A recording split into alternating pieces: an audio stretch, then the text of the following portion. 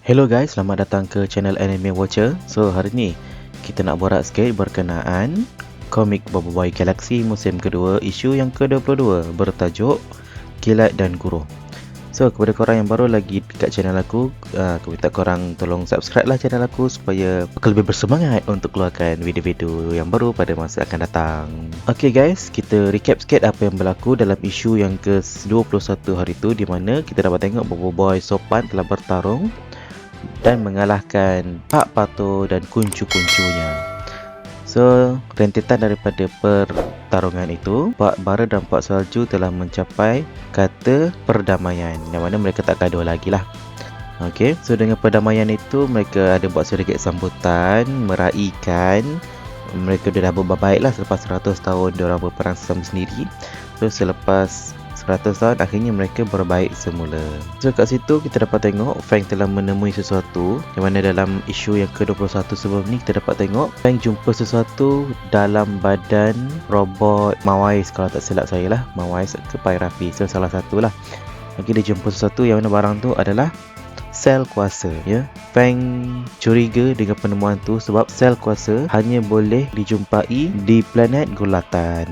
So mereka assume Pak Pato akan pergi ke planet Gulatan untuk meneruskan kajian dia lah.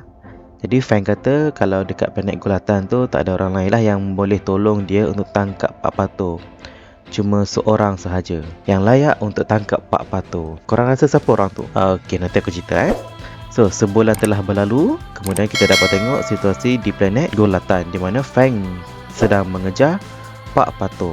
Dalam sesi kejar mengejar tu, Pak Pato cuba menyerang Fang dan Fang berjaya menahannya. Tetapi, ya ini dia orang yang Fang maksudkan, orang yang satu-satunya orang yang boleh menangkap Pak Pato. Ini dia guys, Captain Kaizo. Kita dah lama tak tengok Captain Kaizo. So kali ni dalam isu yang ke-22, Captain Kaizo muncul untuk menangkap Pak Pato.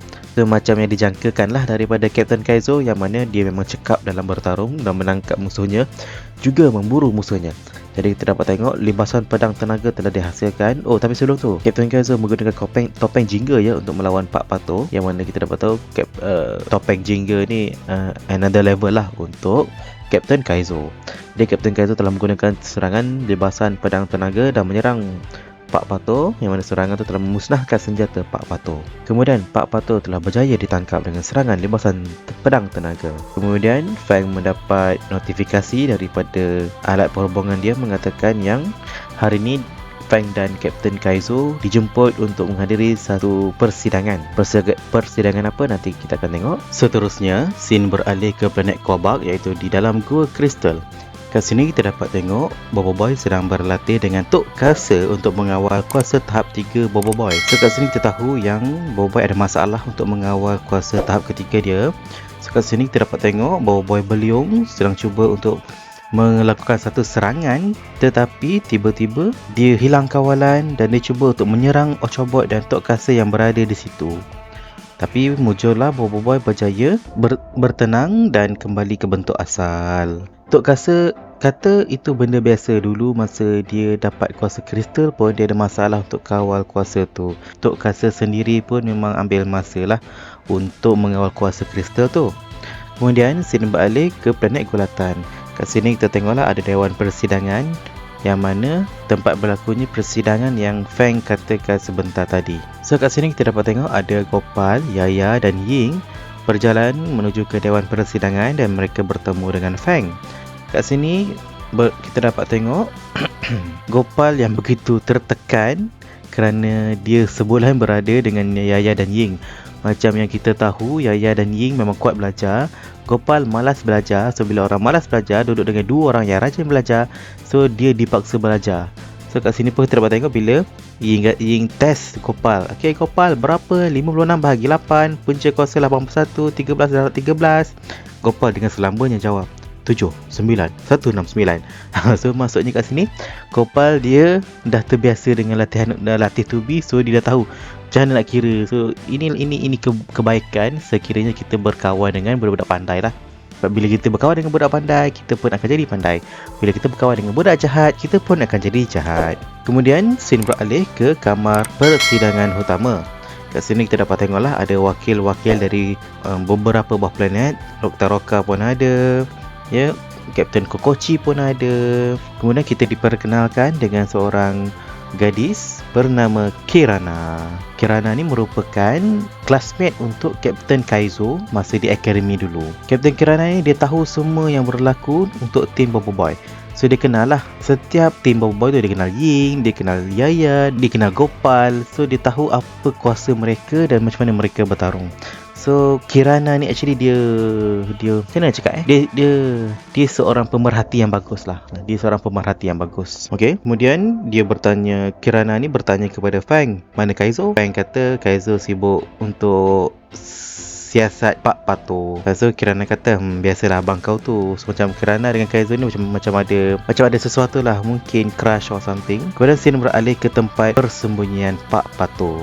Kat sini kita dapat tengok Pak Pato menggunakan tempat persembunyian ini untuk mereka cipta robot-robot dia yang baru lah. Kemudian Pak Pato berjaya melepaskan diri dari gari yang digari oleh Kapten Kaizo, dan Pak Pato telah mengaktifkan kunci peti ke dalam bola kuasa. Yang mana kalau kita tengok dalam isu sebelum ni, Pak Pato digunakan kunci api dan ais. Kemudian munculnya dua robot, iaitu robot Pairapi dan Mawais. Kali ni Pak Pato menggunakan kunci peti. So tak tahulah apa yang akan muncul lagi selepas ini. Kemudian scene beralih ke kamar persidangan. Kokochi memperkenalkan kepada semua ahli majlis bahawa wanita di sebelahnya ini adalah Puteri Kirana, iaitu puteri kepada planet yang diorang duduk sekarang ni, planet Gurlatan. Ying, Yaya, Gopal ni dia macam terkejut lah. Puteri rupanya Fang tak cakap pun.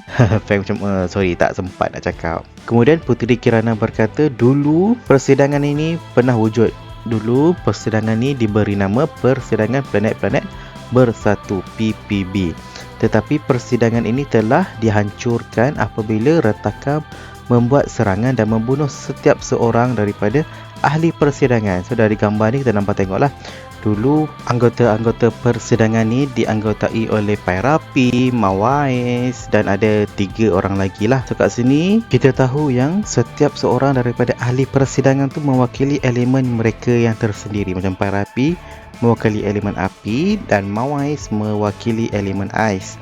So aku assume lagi 3 ni mungkin mewakili elemen peti, angin dan tanah. Ya, mungkin. Puteri Kirana bagi tahu yang matlamat utama PPB adalah untuk memastikan keamanan dan kesejahteraan sejagat di kalangan semua ahlinya. Kirana ni merupakan cucu kepada penguasa elemental Satyanta. Okey, yang mana dalam gambar ni aku assume yang kecil yang kat depan ni inilah Satyanta, sebab ya obviously dia nampak macam peti. Kemudian selepas beberapa perbincangan diadakan, Kirana berkata, untuk agenda yang pertama, saya cadangkan supaya Tapops dibubarkan.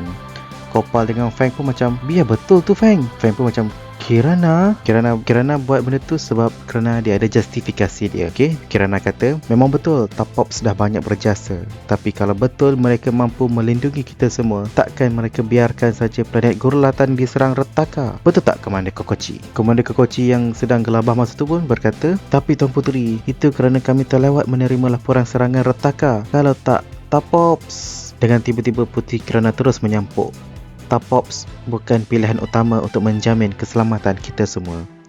Betulkan saya kalau saya silap, tapi selama ni Bobo Boy dan kawan-kawannya yang membantu kita semua. Ahli mesyuarat lain terkaku dengan kata-kata daripada Puteri Kirana.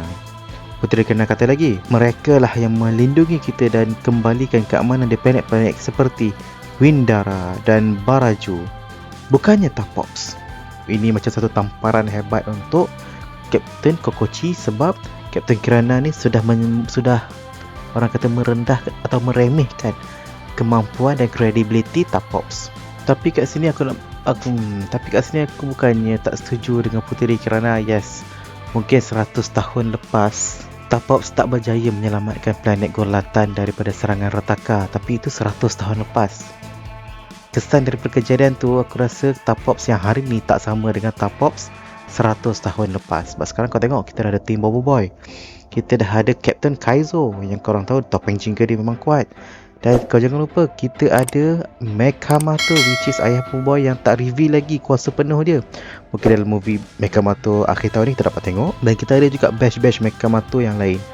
So aku rasa Tapop hari ni dalam timeline sekarang tak sama dengan Tapop 100 tahun lepas, which is Tapop sekarang lagi kuat daripada Tapop sebelum ni. Tapi itu pendapat aku sajalah, korang mungkin ada pendapat lain. Berbalik kepada cerita. So ahli persidangan pun bertanya kepada Puteri, apa cadangan Tuan Puteri? Puteri kerana kata, saya cadangkan kita semua bersatu dan tubuhkan. Tiba-tiba jam Fang berbunyi. Seseorang memberi amaran kepada Fang, Fang, cepat, korang kena keluar dari situ. Tak sempat Fang buat apa-apa, tiba-tiba ada berbola warna oren kekuningan masuk ke dalam dewan persidangan dan bola tu meletup dan mengeluarkan asap. Kemudian tiba-tiba mereka telah diserang oleh robot-robot Pak Pato. Ahli-ahli persidangan yang lain serta Ying dan the gang cuba untuk menyelamatkan atau melindungi dewan persidangan tu daripada serangan. Kat sini kita dapat tengok ahli-ahli persidangan menggunakan teknik masing-masing. Puteri Kirana juga turut bertarung menggunakan pedang. Kemudian Puteri Kirana mengarahkan supaya Gopal dan Fang bawa yang lain ke seberang jambatan, sebab kat situ ada tempat yang lebih selamat untuk mereka. Ying dan Yaya tolong buka jalan untuk mereka. Ketika sedang bertarung, tiba-tiba salah seorang ahli persidangan ditendang jauh melepasi Puteri Kirana, Ying dan Yaya, dan tiba-tiba keluar sebuah robot yang mirip Satrianta. Yes, Satrianta guys.